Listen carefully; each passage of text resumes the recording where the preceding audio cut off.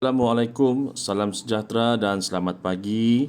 Bertemu kita lagi dalam kelas PDPR Bahasa Melayu tahun 4 pada pagi ini. Oleh itu, kita teruskan saja dengan merujuk kepada petikan dari buku teks yang cikgu ambil melalui buku teks digital. Baiklah, kita baca bersama-sama. Ikut saya, tajuk di sana, mari membaca. 1, 2, mula. Hadif sedang membaca buku cerita kanak-kanak tentang masyarakat Rama-Rama yang bijak. Hadif membaca melalui e-buku di zon kanak-kanak. Jom kita mencari sarapan di ladang sana, ajak Rerama Biru kepada rakan-rakannya. Baiklah, kami juga sudah lapar. Lagipun, petang semalam, hujan turun dengan lebatnya. Kami tidak dapat mencari manisan daripada bunga-bunga di sana, kata Rerama Kuning mewakili rakan-rakannya yang lain. Mereka pun terus terbang bersama-sama menuju ke ladang bunga di kaki gunung. Apabila tiba di sana, keadaan sudah berubah. Bunga-bunga di sini semakin sedikit. 2 hari lepas, keadaannya tidak seperti ini, kata Rerama Biru. Tidak mengapa, selepas menghisap madu, kita boleh menolong bunga-bunga ini menyebarkan debunganya ke sekitar kawasan ladang ini, kata Rerama Merah.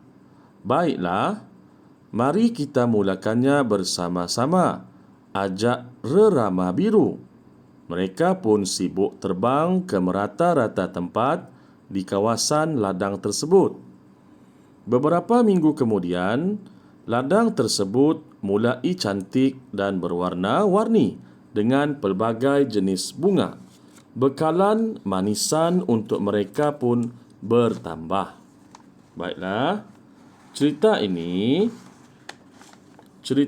berkenaan dengan Rerama dan kawan-kawannya. Saya jelaskan, mereka hendak mencari manisan bunga. Mereka terbang ke ladang bunga di kaki gunung. Kemudian apabila tiba di kaki gunung, mereka mendapati bunga-bunga semakin berkurangan. Seterusnya mereka mengambil keputusan untuk menyebarkan debunganya selepas menghisap madu. Dan beberapa minggu kemudian, bunga di kawasan ladang itu telah bertambah dan mereka juga sangat gembira. Jadi saya harap kamu dapat faham cerita ini dan dapat memahami penjelasan yang saya sampaikan. Fokus kita sekarang ialah kita ingin mencari nilai murni berdasarkan petikan. Kalau kita tengok petikan, sudah ada satu nilai murni yang diberi di sini, iaitu setia kawan. Apa itu nilai murni? Nilai murni adalah perkara-perkara yang baik yang boleh kita jadikan sebagai contoh dan amalan dalam kehidupan. Contohnya di sini yang pertama, jom kita mencari sarapan di ladang sana, ajak Rerama Biru kepada rakan-rakannya. Nilai murni setia kawan. Dia pergi mencari makanan dan dia bawa kawan-kawan dia. Tengok pula yang kedua. Yang kedua pada ayat yang bertanda warna merah. Mereka pun terus terbang bersama-sama menuju ke ladang bunga di kaki gunung. Apakah nilai murni yang cuba disampaikan kepada kita? Mereka pun terus terbang bersama-sama. Ini adalah semangat bermasyarakat. Ini nilai murni yang kedua, semangat bermasyarakat. Okey? Tengok pula yang ketiga. Kita boleh menolong bunga-bunga ini menyebarkan debunganya. Kita boleh menolong. bunga-bunga ini menyebarkan debunganya. Mereka baik ke tidak? Baik, kerana mereka ingin menolong bunga-bunga ini menyebarkan debunganya. Ini tergolong dalam nilai murni baik hati. Baik hati. Jadi kita sudah ada 3 nilai murni. Tadi setia kawan, yang kedua semangat bermasyarakat, dan yang ketiga baik hati. Yang keempat, mari kita mulakannya bersama-sama, ajak rerama biru. Saya ulang lagi sekali. Mari kita mulakannya bersama-sama, ajak rerama biru. Apakah nilai murni ini? Ya, betul. Kerja sama. Melakukan sesuatu pekerjaan bersama-sama. Kita sudah ada 4 nilai murni. Sekarang yang terakhir. Mereka pun sibuk terbang ke merata-rata tempat di kawasan ladang tersebut. Mereka menyebarkan debunga dia. Debunga bunga-bunga tadi itu. Jadi ini adalah nilai kerajinan. Ini adalah nilai kerajinan. Jadi kita sudah ada 5 nilai murni yang kita teliti dari petikan ini tadi. Cikgu mahu kamu salin semula nilai murni itu dalam peta buih ini. Okey, saya ulang lagi sekali. Cikgu mahu kamu salin nilai-nilai murni tadi ke dalam peta buih ini.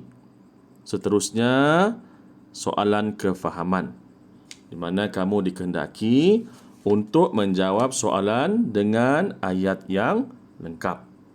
Contoh nombor 1, siapakah yang mengajak rakan-rakan rerama mencari sarapan di ladang? Macam mana kita nak jawab? Kita nak mulakan ayat. Siapa yang memulakan tadi?